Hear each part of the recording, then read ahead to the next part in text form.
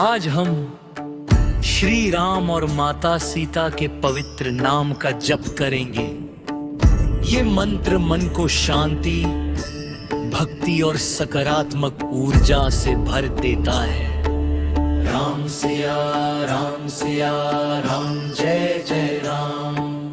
Ram Siya Ram Siya Ram, Jai Jai Ram. Ram Siya Ram Siya Ram, Jai Jai Ram. Ram Siya Ram Siya Ram, Jai Jai Ram. Ram Siya Ram Siya Ram, Jai Jai Ram. Ram Siya Ram Siya Ram, Jai Jai Ram.